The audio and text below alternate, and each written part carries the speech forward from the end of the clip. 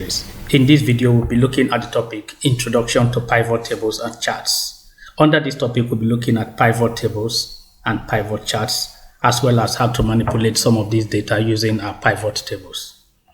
We have data here representing performance of marketing staff on each of the quarters based on the account type and the amount generated by each of the marketers. Now we're going to look at how we can arrange this data or summarize the data in a more useful manner. Now we have these names on column A, column B has the quarters, while column C has the account type. We have three account types: current account, savings account, and fixed deposit account. And this is column D, the amount generated. Now to use your pivot table to start summarizing your data, the first thing is that your data must have headers. So these are data have headers on row 1. Your data must have headers. Secondly, there must not be break between your data. So if you check from the beginning to the end, there shouldn't be any break. Now, how do you check if there's a break when you have a large data? Because usually pivot tables are used to summarize extremely large data. Now, check from the beginning to the end by holding your control key down and pressing the down arrow. If it takes you to the last data, that means there is no break in that particular column. Now, if there's a break, it will stop at that particular break and you can actually make your adjustment. Let's assume there is a break here. Let me delete this information and go back to the top. Now if I take my control down arrow, you see it will stop me at the break. That means I need to find out if my data have any break. Let me bring that back. Now I've checked, now my data have no break, and they all have headers. Each column have a header. So what I'm going to do now is to take my insert tab. I need to prepare my pivot chart now, tables. Now when I click my insert tab, under the tables group, I'll see insert pivot table. So I click on that insert pivot table.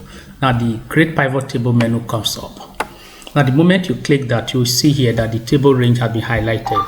I have the range highlighted as A1 down to D97. Now we already know what the dollar sign means, which means that area is already a fixed range. Now if you come down here, you'll be asked choose where you want your pivot report to be placed, either in a new worksheet or existing worksheet. Now usually you'll be doing pivot table on a very huge data, so putting it on the existing worksheet might not be very nice. So I'm going to take new worksheet and I click OK. Now the moment I click OK, I get into this environment. Now to the right, I have the pivot table fields. I'm going to explain this. First, remember we said our data must have headers. Now you look at this place, you have the headers. We have 4 headers, then that's why we're getting 4 here. If our data was large, large and we have about 20, 30 different headings, we would have seen all here. Now I come to this other side, we have 4 segments here. The filter segment, the column, the row, and the values. Now all we would need to do in doing our pivot table is to drag each of these headers to this column. That's the headers we want to use. Now the last one to the right here is values. Now these values is only headers that have amount that can only go in there. So for this is marketing staff, these are individuals, quarter, account type. It's only amount here that can go into this column. Now the moment you are dragging them into these segments here, these sections here, you'll be seeing the impact on your pivot table section to the left here. So let me start by moving my account type to my column. Now the moment you move it there, you see arranged already to the left. Now I'm going to move let me move my marketing staff to the rows. Fine, so I have it this way. Now the beauty of pivot table is as you are placing your headers to the various sections, you will be seeing it arranged there. So if it's not what you need, you can actually reassign them. Now I'm going to move amount to this place. Now fine, this is the summary of the data that we have in the data sheet. Now if you check, we have 1.76 billion. Now this data, first I'm going to arrange them. I can just highlight all this. I go to my home tab and I take the comma separator. Let me take out the decimal points. Now I have my data already. Now there's a field I left behind, which is the filter field. I will address that. if you bring this quarter to this place, now you see it here, telling me that all the quarters are represented here. So if I click on this, you see the 4 quarters, quarter 1, quarter 2, quarter 3, and quarter 4 already represented. Now, having done this, I can decide to say, okay, let me plot my chart. I'm going to isolate the total and plot my chart for the rest. So I take this, I'm isolating the total. I go to my insert and I'll see under the chart group, I'll see pivot chart. So I click on my pivot chart and I have my pivot chart shown here. So I can now come and click OK. Now this is my pivot chart representing every information that the data it has. Now to the top here I have quarters showing that all these are represented in the 4 quarters. Now if you click on this is the marketing staff, you will see all the list of staff. If there are 50, all the 50 will be displayed here. Now if you go to the account type, there are 3 account types. If I click on this, I have current account, fixed deposit account, and savings account deposit.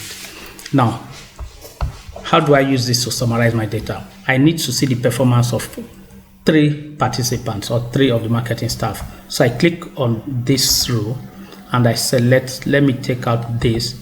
That means I can now expose all. I can now pick Frank, I want to pick Mary, and I want to pick Sam.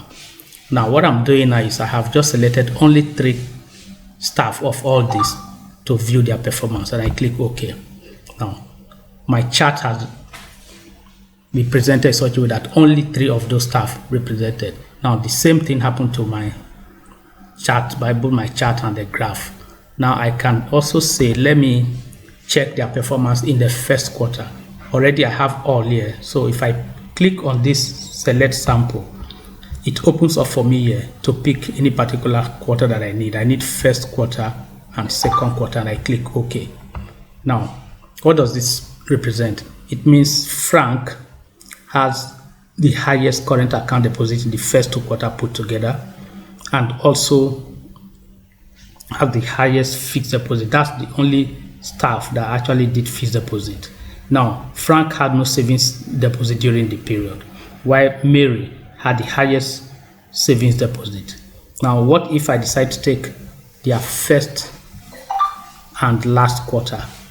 I take this one off, I take out second quarter, and I take first and last quarter, and I take this.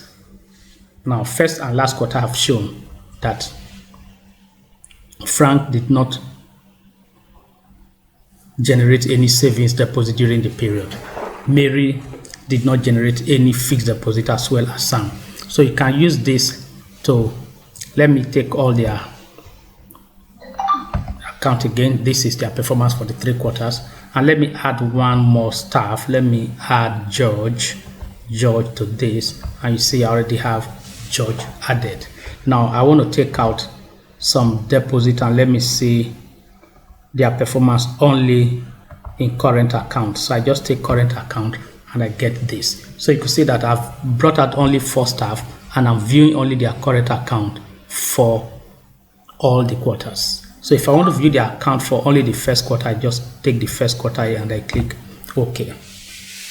Now, this is how you use your pivot table.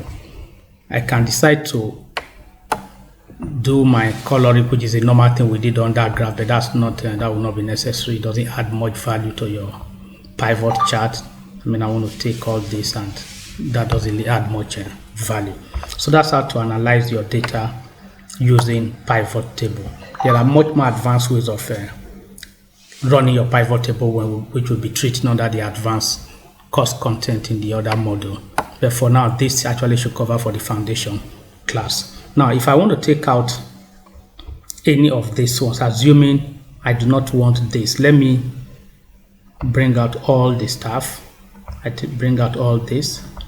So I have, this is the complete information. Now, the moment I click outside, the pivot table field goes off. Now I want to take out my quarter from here to this place, and I bring in my marketing staff here. Look at what is going to happen. So this is only for first quarter, which means if I bring in all my quarter there, let me take all the quarters. This is now my chart reproduced in a different dimension because I have just brought in the marketing staff as my filter field.